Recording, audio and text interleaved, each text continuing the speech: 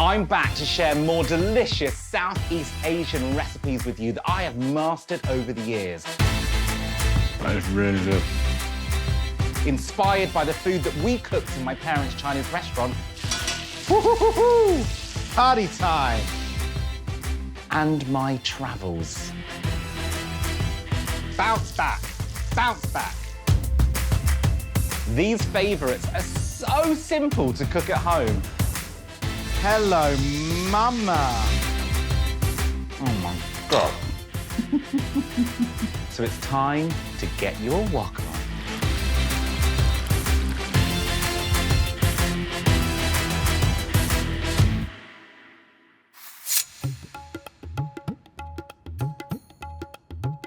I was brought up in the 1970s in Leicester, and Leicester was an incredible place back then. It was surrounded by different cultures and different flavours. So you'd only walk down the street and you would smell all these gorgeous spices coming from every single household. And curry, for me, is just something that I remember from my youth.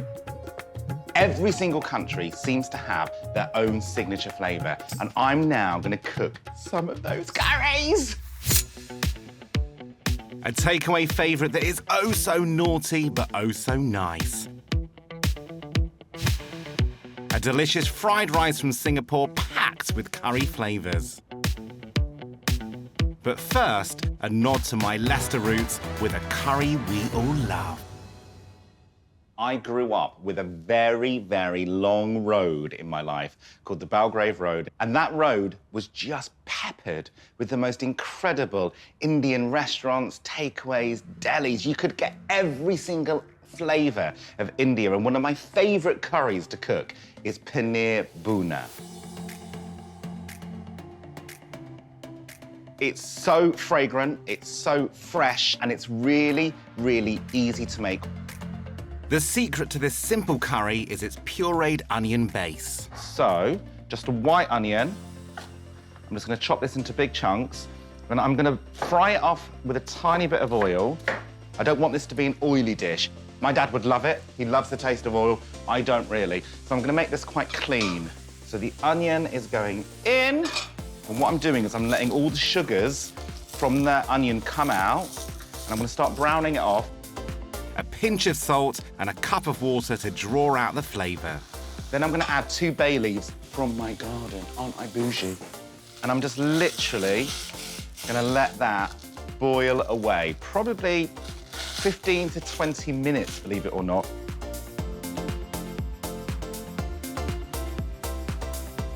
When the liquid's reduced, take the bay leaves out. They've done their magic. Now all that's needed is to puree the onions and voila! The base is ready to fry up later. Next stage is to make up the passata with a vegetable stock cube, tomato puree and hot water. About half a pint. You can tell that I'm a child of the 70s and 80s because one minute I'm all metres and centimetres, the next minute I'm all pounds and pints. We're good to start making our curry now. Wok on, some oil in the bottom. First in are mustard seeds and then black cardamom, which will give it a smoky flavour. I'm going to put 4 of the black cardamom in. I'm just crushing them. Just let them start coming up. This, for me, is great midweek cooking. If I've had a really stressful, long day at work, I literally put my pyjamas on, get into the kitchen, I pour myself a drink, and I put on some really soothing music in the background, and then I create this. Right, they're just popping now. Time for the onion puree. Oh, hello. Gorgeous. Start building in the curry flavours with some garam masala, chilli powder and turmeric. Right, now we're going to fry this off. If you add powdered spices to a curry at the last minute, it's going to taste like powder. And a sneaky tablespoon of curry paste to boost the sauce. You know, curry is massively important for me because it's the only other cuisine, really, that my dad deemed as acceptable other than Chinese. And so when we were growing up, we either had Chinese food or curry. It was like kind of the food in our house. Occasionally he'd like a kebab, to be fair. Garlic and ginger in. And as you can see here, this is probably the less manic that you've seen me cooking. It's because Chinese food is so quick, whereas this, take your time, enjoy. I'm not done with the onions. To complement the puree, throw in a chopped onion for a different texture. Right, now I'm gonna add in some curry leaves. These are worth getting. And super popular in Indian curries, green chilies. If you want lots of fire through your dish, lots of fire in every single millimetre of food, chop it up small. It's just gonna spread evenly across your meal. With all the spices and onions cooked, it's time to add the passata. I'm not gonna put all of that in. I'm gonna do this slowly, so let's get that flavour in, get it mixed. Now, can of chickpeas. I think it's called Chana in India. For colour, throw in some spinach and cherry tomatoes. This literally smells like Leicester. It's amazing. It's such a good curry. So let's talk paneer. I love paneer. So what I'm gonna do is I want this to be a real hero. I'm gonna go into 4 strips for a block. You can see I've done this before. And then I'm gonna go for quite chunky, because I want chunks of paneer in my curry. Frying paneer will take around 4 minutes. Time to finish off the sauce with some coriander. This is gonna completely transform the flavors in that big wok. I want this sauce to be thick. Can you see that? You can see how it's almost coating, like a perfect evening coat. Every single ingredient.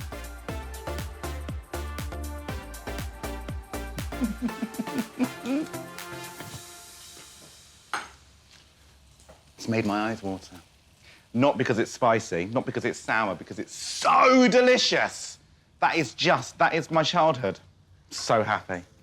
It's never happened before. I always have to add something else. It's never, ever happened.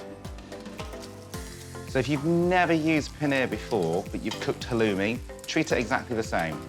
Paneer, I would say, is 20% flavour, 80% texture. So I want the curry to start enveloping every piece of paneer to give it even more flavour. That, for me, is one of the easiest, most satisfying, a little time-consuming, but gorgeous curries you can make at home. Thank you, Leicester.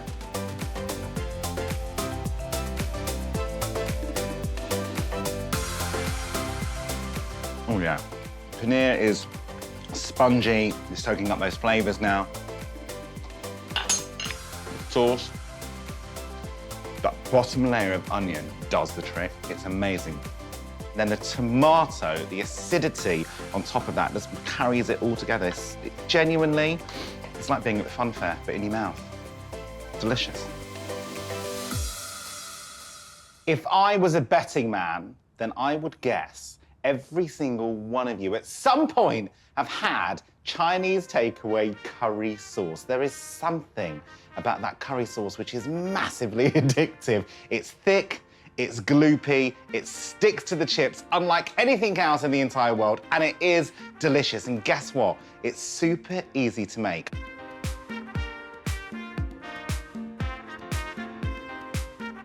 I'm gonna serve my curry sauce not only with chips, yes, I said it, chips. I'm also gonna serve it with some beautiful butterfly king prawns in a panko crispy batter. First job is to butterfly the prawns.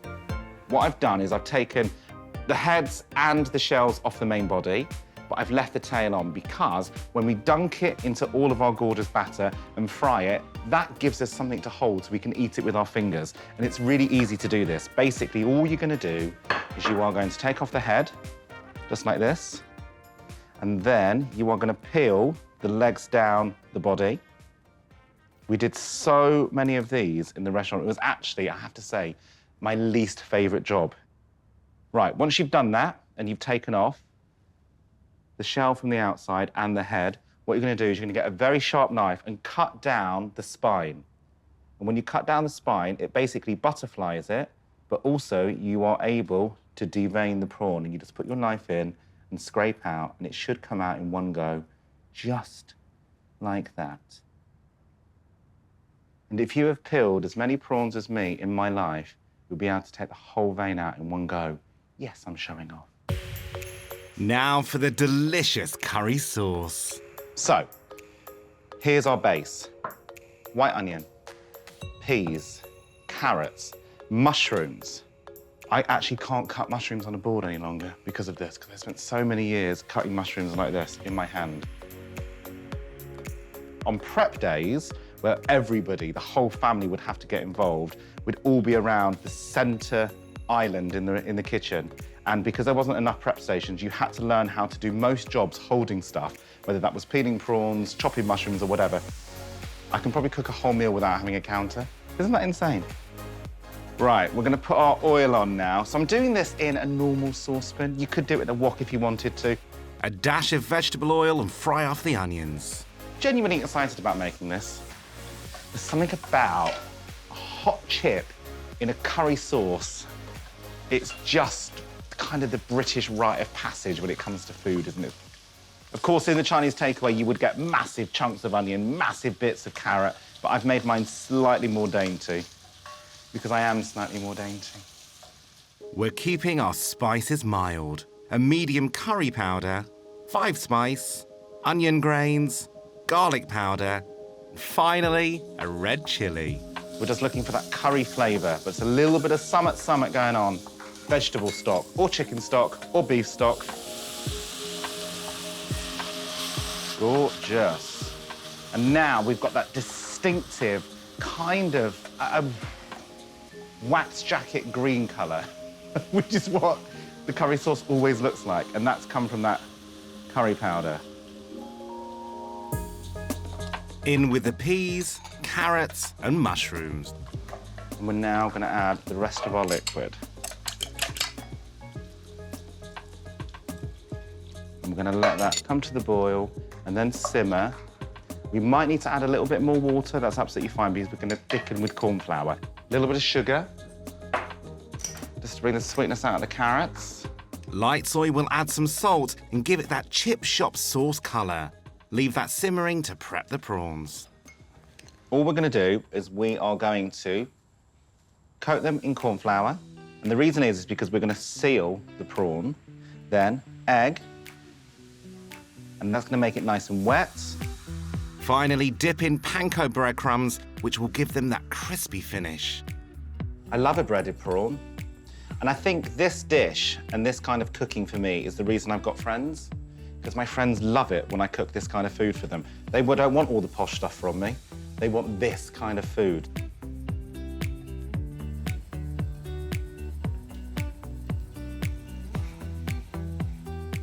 These are going to go really quickly. Prawns don't need very long.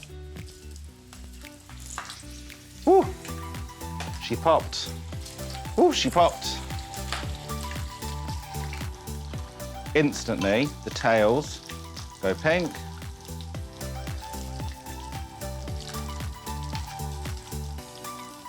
Okay, that is how easy it is. There we go. Done! Isn't that lovely? And now our gorgeous curry sauce is ready to be thickened. A bit of corn flour and water will do the trick. It's so amazing. I love watching that.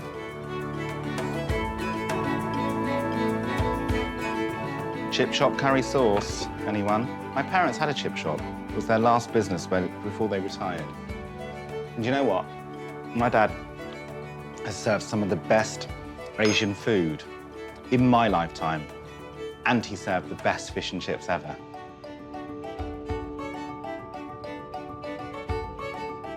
Probably the least Asian thing you'll find in this kitchen, but so tasty. Chips and curry sauce with the fried breaded prawn.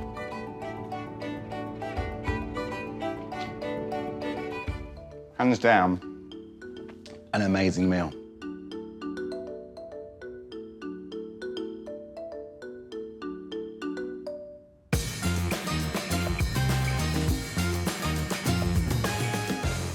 In my portfolio of dishes, I've got, I would say, probably about 10 to 15 that are so easy to cook, but so fulfilling to eat. And this next dish is one of my favorites. It's Singapore fried rice.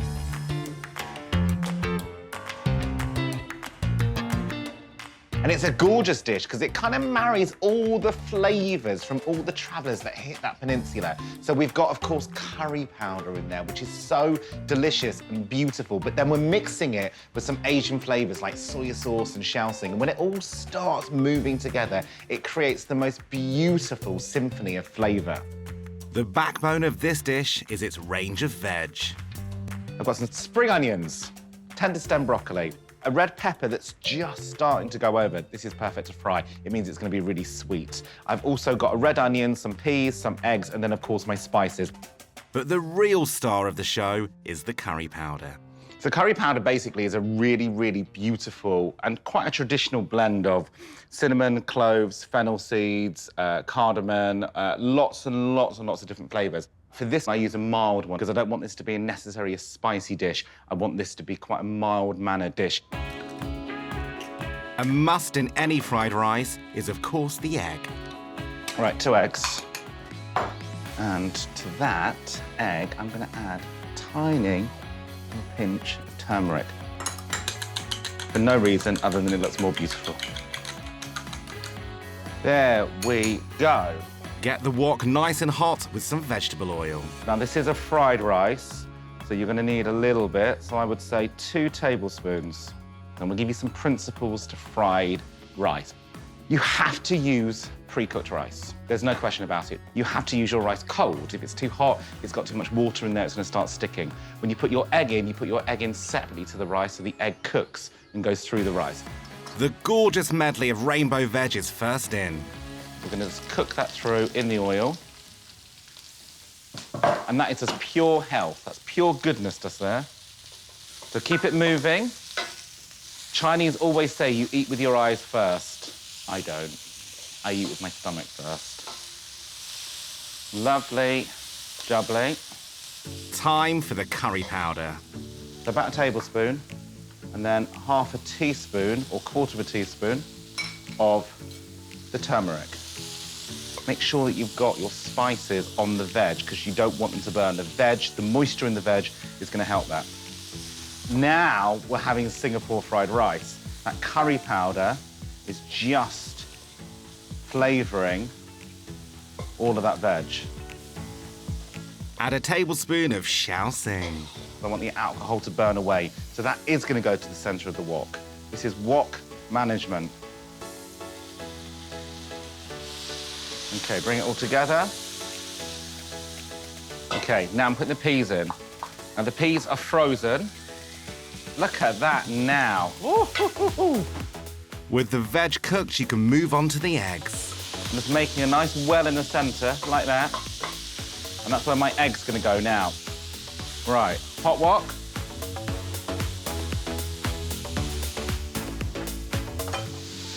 Right, so I'm cooking and scrambling this egg in the centre. The reason why I cooked the egg first is because I want the egg to stay chunky and I don't want to make an omelette of the veg. Egg is cooked, the veg is cooked, and now we're going in with our rice. Okay, this is just cold rice. And remember, we're frying this rice. We're not heating it up, we're not mixing it, we are frying it.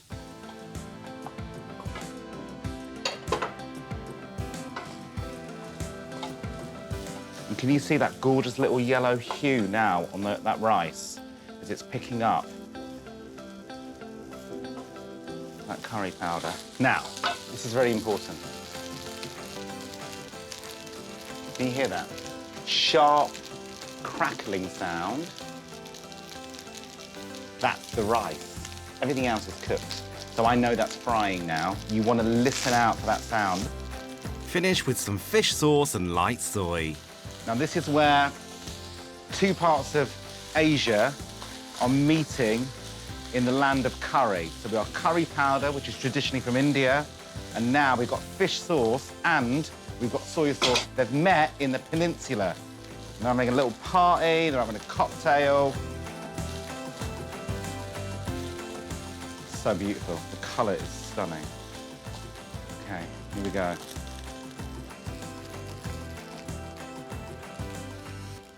That's so good.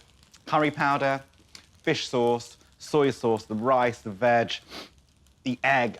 I mean, it's so easy, but absolutely packed full of flavour. Present in true Asian style with a fried egg on top. I love a fried egg.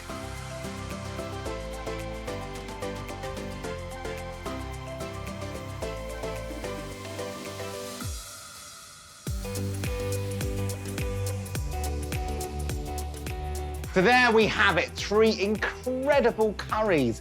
Paneer, spice, curry powder, beautiful thick Buna sauce. Then we've got the Singapore fried rice.